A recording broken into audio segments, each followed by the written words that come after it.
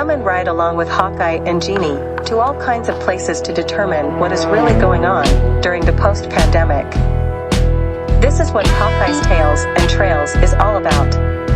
I am hard-charging pagan women warrior queen, Califia, the hostess of Hawkeye's Tales and Trails.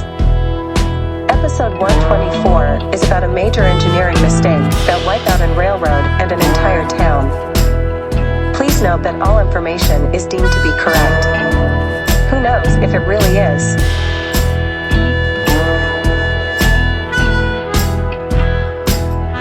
Okay.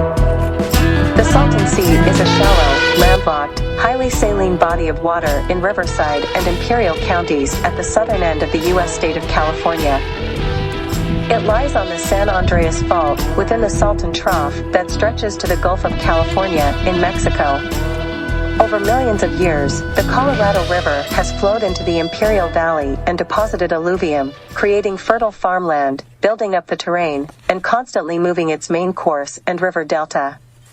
For thousands of years, the river has alternately flowed into the valley, or diverted around it, creating either a saline lake called Lake Cahuilla, or a dry desert basin, respectively. When the Colorado River flows into the valley, the lake level depends on river flows and the balance between inflow and evaporative loss.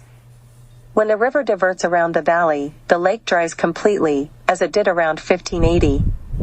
Over there is the Salton Sea Visitor Center, which happens to be closed. And we're doing a panoramic here. We're looking out at the Salton Sea. This is near the North Shore.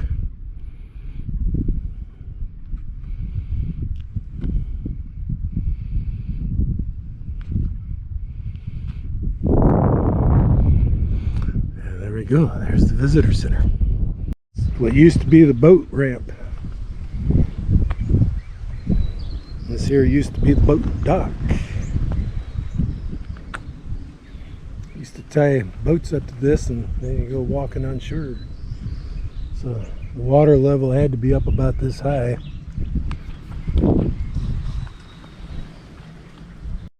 Hundreds of archaeological sites have been found in this region, indicating possibly long-term Native American villages and temporary camps.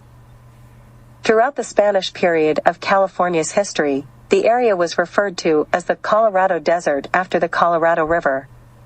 In a railroad survey completed in 1855, it was called the Valley of the Ancient Lake. On several old maps from the Library of Congress, it has been found labeled Cahuilla Valley, after the local Native American tribe, and Cabazon Valley, after a local Native American chief, Chief Cabazon.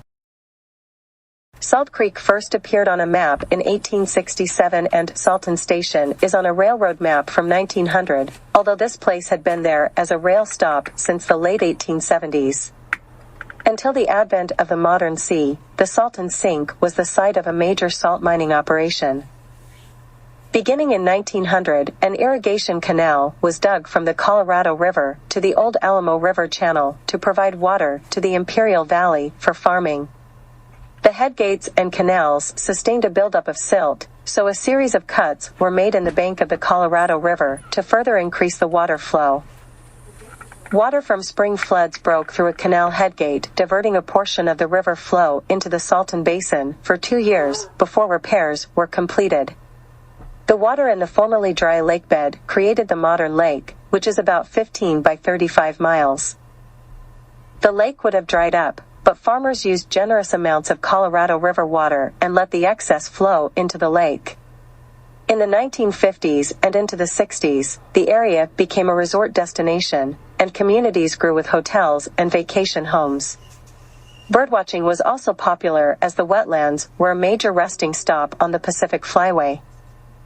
In the 1970s, scientists issued warnings that the lake would continue to shrink and become more inhospitable to wildlife. Didn't Leonard Skinner write a song about what's that smell? Oh, yeah. In the 1980s, contamination from farm runoff promoted the outbreak and spread of diseases. Massive die-offs of the avian populations have occurred, especially after the loss of several species of fish on which they depend. Salinity rose so high that large fish kills occurred, often blighting the beaches of the sea with their carcasses. tourism was drastically reduced. After 1999, the lake began to shrink as local agriculture used the water more efficiently, so less runoff flowed into the lake. As the lake bed became exposed, the wind sent clouds of toxic dust into nearby communities. Smaller amounts of dust reached into the Los Angeles area, and people there could sometimes smell an odor coming from the lake. The state is mainly responsible for fixing the problems, and California lawmakers pledged to fund air quality management projects in conjunction with the signing of the 2003 agreement to send more water to coastal cities. Local, state, and federal bodies all had found minimal success dealing with the dust, dying wildlife, and other problems for which warnings had been issued decades before. At the beginning of 2018, local agencies declared an emergency and, along with the state, funded and developed the Salton Sea Management Program. After a slow start and some small projects, construction started on a $206.5 million project in early 2021 on the delta of the New River, creating ponds and wetlands on the southern shore of the lake. At one time, the Gulf of California would extend as far north as Indio, were it not for the delta created by the Colorado River. Over 3 million years, through all of the Pleistocene, the river's delta expanded until it cut off the northern part of the Gulf. Since then, the Colorado River has alternated between emptying into the basin, creating a freshwater lake, and emptying into the Gulf, leaving the lake to dry and turn to desert. Wave-cut shorelines at various elevations record a repeated cycle of filling and drying over hundreds of thousands of years. The Salton Sea occupies the lowest elevations of the trough, known as the Salton Sink, where the lake surface is 236 feet below sea level as of January 2018. The deepest point of the lake is only 5 foot higher than the lowest point of Death Valley. The Salton Sea had some success as a resort area, with Salton City, Salton Sea Beach, and Desert Shores, on the western shore, and Desert Beach, North Shore, and Bombay Beach, built on the eastern shore in the 1950s. Due to the increasing salinity and pollution of the lake over the years from agricultural runoff and other sources, the communities substantially shrank in size, or have been abandoned. The smell of the lake, combined with the stench of the decaying fish, also contributed to the decline of the tourist industry around the Salton Sea. The U.S. Geological Survey describes the smell as objectionable, noxious, unique, and pervasive. The History Channel's 2006 episode Engineering Disasters 18, from the television documentary series Modern Marvels, describes the combined man-made and natural events leading to the creation of the Salton Sea in the early 20th century, its brief popularity as a resort destination mid-century, and its subsequent decline due to high salinity and farm runoff. Impacts to Salton Sea fish and bird populations are addressed, and future plans to rescue the sea are in planning. Just to let everybody know, we're in Bombay Beach. What's left of it? They got an effigy hanging from a yard arm over there.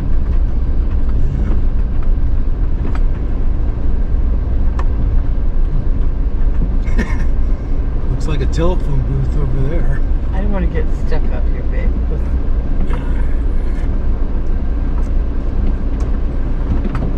The last car parked here still missing. Wow, that's not even funny. Can they believe it? Look at that big pump. What is that?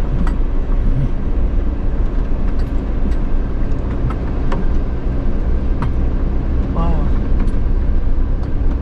I imagine it used to come up this high, huh? Yeah. So why is it exactly what happened? Well, you know, it first evaporated when it was part of the Gulf of California. It's been going on for about 10,000 to 12,000 years.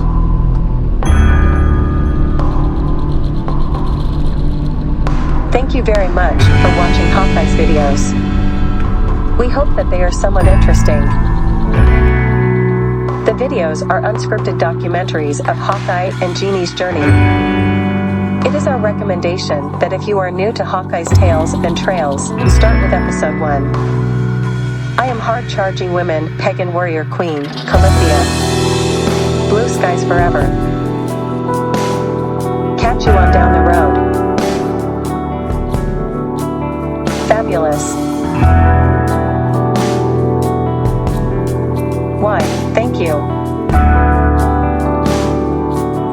That is great. Somewhat interesting.